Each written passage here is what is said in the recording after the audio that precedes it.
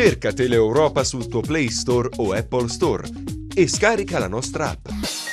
Disponibile per tutti gli utenti Android e Apple. Ti aspettiamo!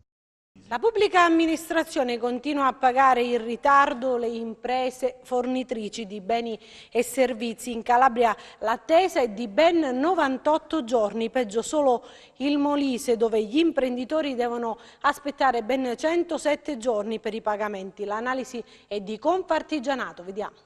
L'attesa delle imprese che forniscono beni e servizi alla pubblica amministrazione è ancora molto lunga, già perché il problema dei tempi biblici dei pagamenti degli enti pubblici non è affatto risolto. C'è un decreto legislativo, il 192 del 2012, che fissa i termini per i pagamenti nelle transazioni con la pubblica amministrazione, 30 giorni, derogabili in alcuni casi a 60, ma in molte aree del Paese i ritardi continuano ad essere allarmanti e l'Italia continua ad avere il record negativo in Europa per il maggior debito commerciale della pubblica amministrazione verso le imprese fornitrici di servizi.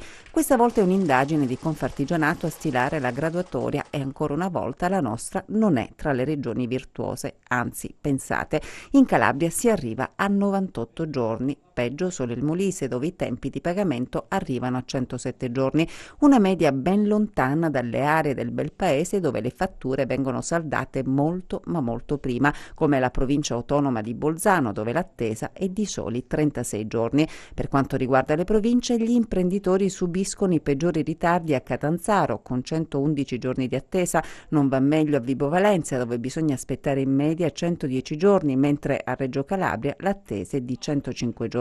Per quanto riguarda il Servizio Sanitario Nazionale, il 46,9% degli enti non salda le fatture entro il termine dei 60 giorni stabiliti dalla legge. Sfuggono ai termini di legge anche gli enti pubblici che gestiscono imposte e contributi, come l'Agenzia delle Entrate, l'Agenzia del Demanio, l'Agenzia delle Dogane e dei Monopoli, Equitalia. C'è ancora molto da fare, dunque, per garantire alle imprese il diritto ad essere pagate nei tempi stabiliti dalla legge. Le attese sono ancora molto, troppo lunghe e ciò crea enormi difficoltà alle aziende che a volte rischiano di chiudere non per debiti ma per troppi crediti nei confronti degli enti pubblici che pagano con enormi ritardi. Cerca Teleeuropa sul tuo Play Store o Apple Store e scarica la nostra app.